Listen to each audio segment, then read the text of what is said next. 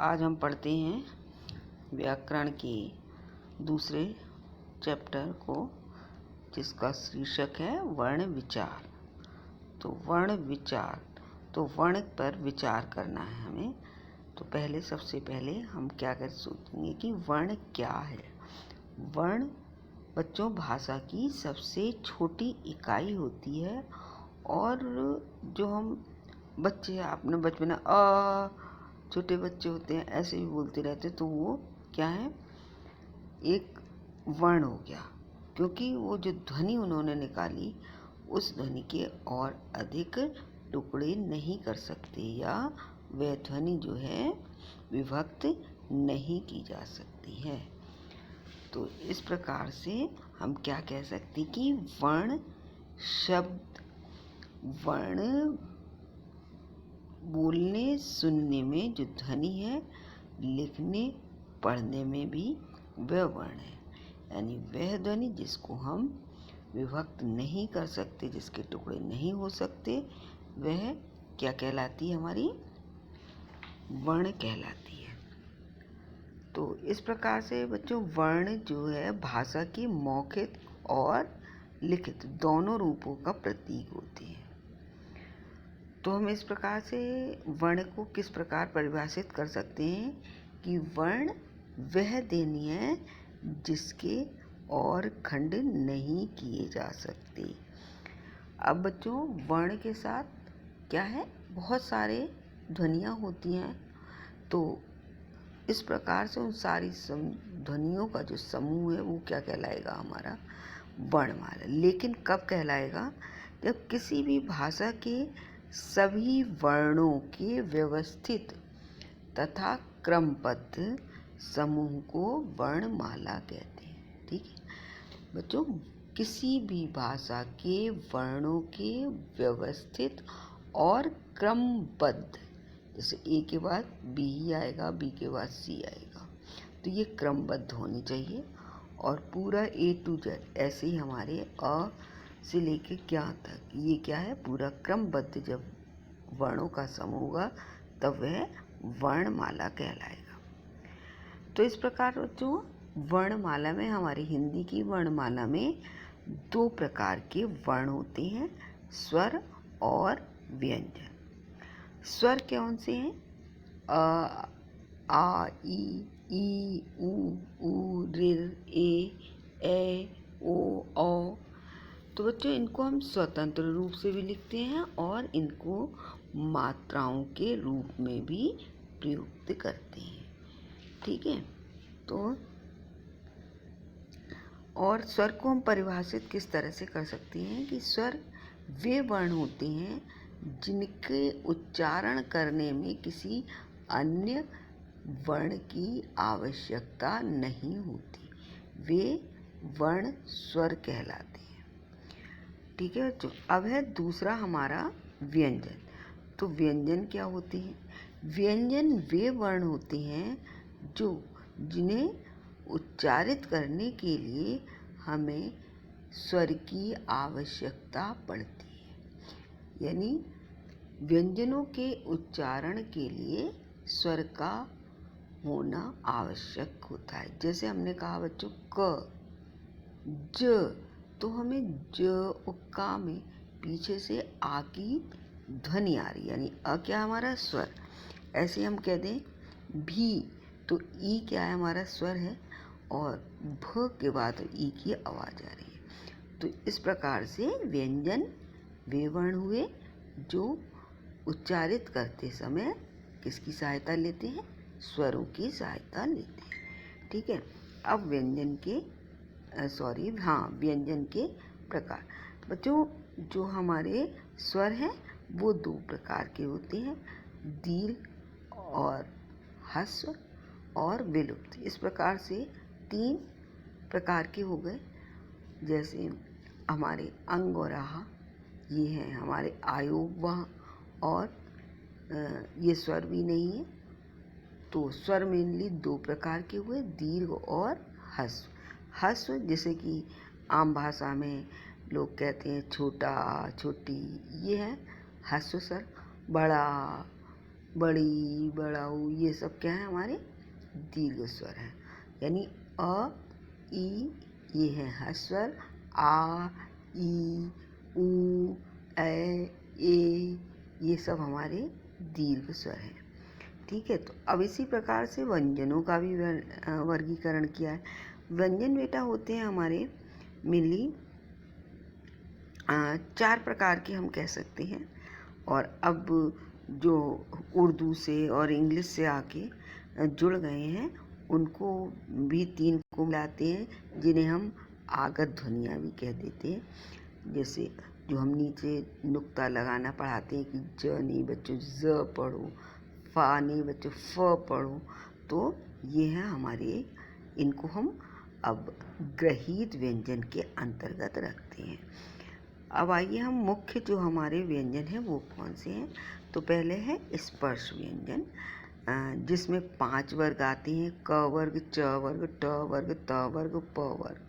तो स्पर्श व्यंजन को हम किस तरह कर सकते हैं परिभाषित, कि वे व्यंजन जिनको उच्चारित करने में वायु मुखांगों को स्पर्श करती हुई बाहर आती है। ठीक है, स्पर्श व्यंजन कौन से हैं? वे व्यंजन जिनको उच्चारित करने में वायु मुखांगों को स्पर्श करती हुई बाहर आती है, वे हमारे स्पर्श व्यंजन होते हैं। का वर्ग के 5, चा वर्ग के, ट वर्ग के, त वर्ग के, प वर्ग के। इस प्रकार से ही हमारे स्पर्श व्यंजन हो जाते हैं 25। नेक्स्ट है अंतस्थ व्यंजन। अंतस्थ व्यंजन कौन से होते हैं बच्चों? जो स्वर और व्यंजन के मध्य से जिनका उच्चारण स्थान होता है, वे हमारे कहलाते हैं अंतस्थ व्यंजन, जो हम पहले क्लास में बहुत अच्छे से आपको उच्चारित करके फेस टू फेस समझा भी चुके हैं। जैसे अ, तो ये हमारे कंठ के ऊपरी भाग से ही, ऊपर से ही निकल आता है, और हम कहते हैं क, तो ये नीचे जाता है। तो य इन दोनों के बीच के स्थान से उच्चारित होता है, य, र, ल, व, जो हमने करके दिखाया था, आप और देख लीजिएगा। अब है हमारे ऊष्म व्यंजन। ऊष्म व्यंजन बेटा 4 होते हैं। ऊष्म व्यंजन की विशेष पहचान क्या है? कि उनको उच्चारित करने में, जैसा कि उसका नाम है ऊष्म, तो मुख से ऊष्मा या गर्म हवा प्रवाहित होती है, निकलती है। आप बोल के देख लीजिएगा, श, श, श, ह, तो इनको बोलने में हमेशा जो है ऊष्मा बाहर आती है या गर्म हवा मुख से बाहर आती है। गृहीत व्यंजन हमने आपको अभी बताए थे, जो दूसरी भाषाओं से व्यंजन आ गए हैं। अ, ज, फ, ख इसमें दिया नहीं है, जो नीचे नुक्ते लगते हैं वो हमारे फारसी से आ गए हैं। अ, तो ये आ गए हैं उससे अंग्रेजी से, तो इनको हम गृहीत व्यंजन कहते हैं। अगला है अपना संयुक्त व्यंजन, छ, त्र, ज्ञ, श।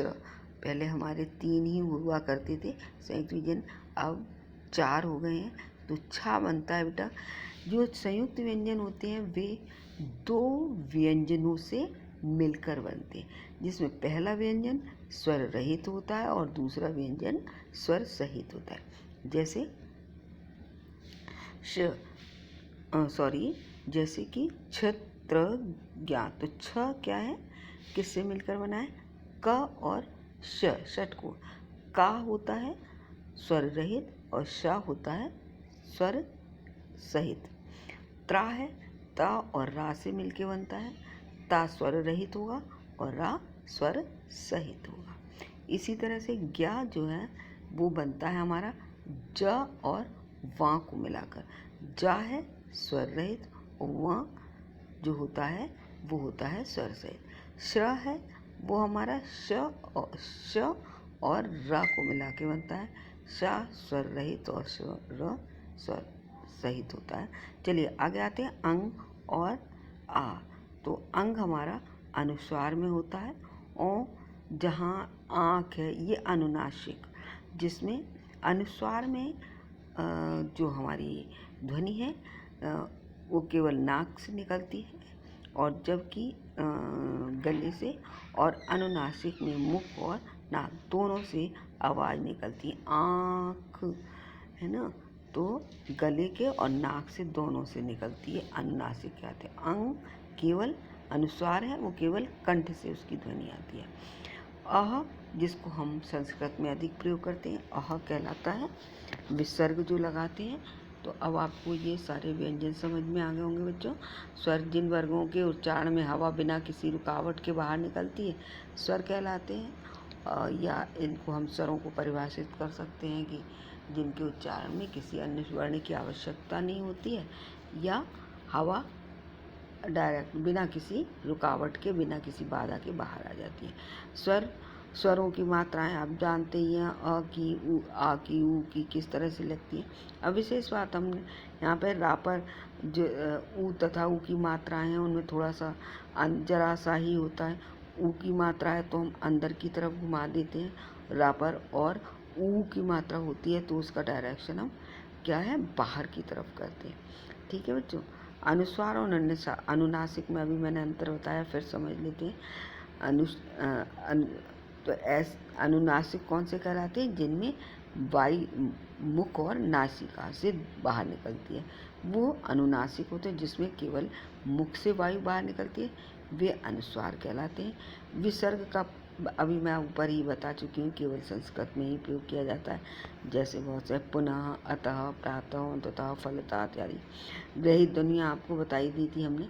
ये केवल आ है जो अंग्रेजी से आया हो, ज़ाफ़ा, ये सब फारसी के शब्दों में किया जाता है। जैसे बताया कागज़, सज़ा, है ना, फरियाद, ये सब क्या है, फारसी से आए हुए हैं।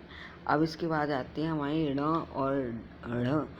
तो ये हमारे क्या कहलाते हैं बच्चों? हमारे विशेष ण है, ये हमारे उच्छिप्त व्यंजन कहलाते हैं। ठीक है। पहले ड़ा के नीचे हमने अनुस्वार रख दिया तो वो ण हो जाता है, और ढ के नीचे अनुस्वार रखते हैं तो वो ढ़ हो जाता है। जैसे पढ़ाई, है ना। तो ये हमारे क्या कहलाते हैं? उच्छिप्त व्यंजन। अब है स्वर के भेद, जो मैं आपको पहले बताई चुकी थी। ह्रस्व, दीर्घ और प्लुप्त स्वर बता चुकी थी। तो ह्रस्व स्वर जिनको बोलने में बहुत कम समय लगता है, ह्रस्व कहलाते हैं, जो बताया था आ, ई, उ, ऋ। और दीर्घ स्वर वे जिनको वो उच्चारित करने में ह्रस्व से 2 गुना समय लगता है, वे हमारे क्या कहलाते हैं? दीर्घ स्वर कहलाते हैं। आ, ई, उ, ए, ऐ, ओ, औ। तो ये हमारे दीर्घ स्वर। अब है तीसरा बताया था मैंने, प्लुत स्वर रहते हैं। मुख्य तो वही है। प्लुत स्वर क्या होते हैं? जिनको उच्चारित करने में उससे 3 गुना समय लगता है ह्रस्व स्वर के से। तो जैसे ओ, ये क्या है? हमारे प्लुत स्वर कहलाएंगे। ठीक है बच्चों। अगर अनुनासिक अनुस्वार में आपसे अभी मैं पहले ही हेडिंग में ही आपको दे चुकी हूँ कि अनुनासिक में नाक और मुख से हवा निकलती है, और ये इसे चंद्र बिंदु भी कहा जाता है। उसी की तरह इसको लिखने में प्रयोग करती है। तो नाक से निकलती है, इसीलिए इसको अनुनासिक कहते हैं। जैसे गाँव, पाँच, आँख आदि अनुसार जिनका उच्चारण करते हैं, इस समय हवा नाक से निकलती है और उच्चारण कुछ जोर से किया जाता है तथा लिखते समय व्यंजन के ऊपर लगाया जाता है। उसे अनुसार कैसे? जैसे कंठ, चंचल आदि। आयोग बताई थी हमने। अंग और अनुस्वार और विसर्ग दोनों ध्वनियाँ स्वर हैं और न व्यंजन। इनको हम आयोग की श्रेणी में रखते हैं। इन दोनों के साथ योग नहीं है, अतः ये आयोग कहलाती है। ये केवल 2 ही है, अंग और आ। अब व्यंजन के भेद मैंने आपको समझा दिए। स्पर्श, अंतस्थ और उसमें स्पर्श, जिनमें मुखांगों को स्पर्श करते हुए वायु बाहर आती है। जैसे गला है, होंठ है, दांत है, तालु है। और स्पर्श स्थान के ही आधार पर उन 5 वर्गों का नाम दिया गया है। जो कंठ से स्पर्श करती हुई आती है हवा तो कंठव्य है। होंठ वाले ओष्ठव्य कहलाएंगे। जिह्वा वाले तो इस तरह से तालु के तालव्य कहलाते हैं। तो ये सब उनके नाम है। अंतस्थ मैंने बताई दिया था कि यारा, लावा 4 होते हैं, जो जिनका उच्चारण स्थान कहाँ से? गले और जो हमारे स्वर हैं और जो हमारे व्यंजन है उन दोनों के, स्पर्श व्यंजन है उन दोनों के बीच के स्थान से उनका उच्चारण किया जाता है। इसलिए अंतस्थ कहलाती हैं। व्यंजन में बता ही दिया, ये 4 होते हैं स श श ह। तो इनको उच्चारित करने में हमारी जो है हवा गर्म बाहर आती है। अब संयुक्त व्यंजन आपको बता ही चुके हैं हम, छत्र, ज्ञ, स्र। जब एक वर्ण में 2 व्यंजन होते हैं, पहला स्वर रहित और दूसरा स्वर सहित, सब बता दिया है। अब आ जाते हैं हम संयुक्त अक्षर बच्चों। तो संयुक्त अक्षर मेनली क्या है, 2 व्यंजनों से मिलकर बनते हैं, और लेकिन इसमें दोनों जो भिन्न स्वर हैं स्वर सहित होते हैं। ठीक है बच्चों, से मेल होता है तब वे संयुक्त व्यंजन, जैसे मन, स्न, प्रज आदि। कुम्हार, निम्न, तुम्हारा प्रचार, तो पश्चिम, पश्चात आदि, ये क्या है हमारे संयुक्त अक्षर हैं। संयंत्रों में कंपन के आधार पर वर्गों का भेद बताया गया था, सघोष और अघोष। सघोष वे वर्ण होते हैं जिनके उच्चारण में हवा स्वर यंत्रिका से टकराकर बाहर निकलती है, तो वे सघोष होते हैं। और अघोष जो नीचे दिए हुए हैं, आ, ई, ऊ, रे, ए, ओ, ये सारे हमारे जो व्यंजन हैं, स्वर हैं, वे सघोष हैं। और व्यंजन में ग, घ, ण जो मोस्टली जो स्पर्श व्यंजन का तीसरा, चौथा, पांचवा वर्ण जो है वो सघोष में आता है। ठीक है बच्चों, ग, घ, ण, च, छ, व, ड, ढ, ढ, ये सारे आप देख लेंगे। और त, त, द, ना, भ, म, लास्ट वाले जो 3 है, चौथा, पांचवा, और सारे वर्गों का तीसरा, चौथा, पांचवा, ये हमारे सघोष में आते हैं। अघोष वे वर्ण होते हैं जिसमें स्वर तंत्रिका में हमारे कंपन नहीं होता, जिनको उच्चारण करने में उन्हें अघोष वर्ण कहते हैं। जैसे क, च, छे, ट, ठ, वही 2 हैं आगे वाले, फर्स्ट और सेकंड जो स्पर्श व्यंजन के वर्ग हैं, उसके प्रथम और द्वितीय जो व्यंजन हैं वो अघोष होते हैं मोस्टली सारे वर्गों के। और इसके बाद उच्चारण में लगे प्रयत्न की दृष्टि से भी व्यंजनों का भेद किया गया है। उच्चारण के समय सांस अथवा जो वायु की मात्रा के आधार पर होता है। व्यंजनों की 2 भागों में अल्प प्राण व्यंजन और महाप्राण व्यंजन। अल्प मतलब होता है थोड़ा, प्राण मतलब वायु। जिन व्यंजनों के उच्चारण में कम समय तथा कम वायु की आवश्यकता होती है अल्प प्राण कहलाते हैं। क, ग, ण, च, ज, न, ये नीचे दिए हैं, आप पढ़ते जाइए। महाप्राण में जिन व्यंजन के उच्चारण में वायु अधिक मात्रा में व्यय होती है तो वे महाप्राण व्यंजन कहलाते हैं। ग, घ, छ, छ। ठीक है, आगे है वर्ण विच्छेद। बच्चों, वर्ण विच्छेद तो जैसा अभी हमने परिभाषा में बताया था कि व्यंजन क्या होते हैं, वे वर्ण होते हैं जिनको उच्चारित करने में व्यंजन स्वर की आवश्यकता होती है। तो हम जब वर्ण विच्छेद करते हैं तो हम उस वर्ण को के साथ जिस भी स्वर का प्रयोग होता है उसको करते हैं, क्योंकि वो वर्ण उस समय स्वर रहित होता है और दूसरा स्वर होता है। जैसे अचानक, तो चा के साथ आ दीर्घ है, तो इन दोनों को मिला के चा हुआ। तो बच्चों, अब इन दोनों को हम जब अलग कर देते हैं तो ये हो जाएगा हमारा वर्ण विच्छेद। ओके, चलिए, आपका चैप्टर कंप्लीट होता है। और अब आपकी पास बुक आ गई है तो बहुत अच्छी बात है, नहीं आ गई तो पिछले प्रीवियस क्लासेस की आपकी जो बुक्स हैं उनमें भी एक्सरसाइज हैं, आप उनको प्रैक्टिस में ले लीजिएगा। बाकी टाइम ओवर हो जाता है फिर प्रॉब्लम आती है। तो भाषा के ध्वनि समूह क्या कहलाते हैं? वर्ण कहलाते हैं। और वर्णमाला का क्या प्राय होता है? वर्गों के समूह को, इनमें से कोई नहीं, सही बात है। वर्ण विचार वर्णों की माला होती तो वर्णों की माला, लेकिन मेनली व्यवस्थित और क्रमबद्ध हो तभी कहेंगे हम उसको वर्णमाला, इसलिए हम इसमें आंसर हो जाएगा कोई भी नहीं। व्यंजन के उच्चारण में किसकी सहायता लेनी पड़ती है? स्वर की लेनी पड़ती है। विसर्ग का चिन्ह आपने देख ही लिया है ना। आगे है ये चिन्ह किसका है? अनुस्वार का, मात्रा का, विसर्ग का, अनुनासिक है, इसमें चिन्ह तो दिए ही नहीं है भाई ठीक से। दीर्घ स्वरों की कुल संख्या कितनी होती है? देखिए दीर्घ स्वर की होती है आपके 1 2 3 4 निकाल दिए, 13 में से 4 के 9 हो गई। ठीक है बच्चों, दीर्घ स्वर की कुल संख्या कितनी बताइए? 7 हो गई, 7 4 11। आगे उच्चारण के आधार पर स्वर के कितने भेद बताए हमने? उच्चारण के आधार पर 3 बताए दिए थे, जिसमें सबसे कम समय लगता है ह्रस्व स्वर, उससे ह्रस्व से 2 गुना समय जो लेते हैं स्वर दीर्घ कहलाते हैं, और जो उससे अधिक दोनों से अधिक से 3 गुना समय लगता है उसमें ह्रस्व स्वर से, वो हमारे कहलाते हैं प्लुत स्वर। ठीक है बच्चों, आगे आ जाओ आप। उच्चारण के आधार पर स्वर के भेद बताई दिए हमने, 3 है। एक से अधिक व्यंजन जब जोड़कर बोलियां लिखे जाते हैं तो क्या कहलाते हैं? वो तब वो संयुक्ताक्षर कहलाते हैं बच्चों। हाँ चलिए, अब आपकी एक्सरसाइज कंप्लीट हो गई। ओके, नाउ अब listen carefully this video and clear your doubts. Okay.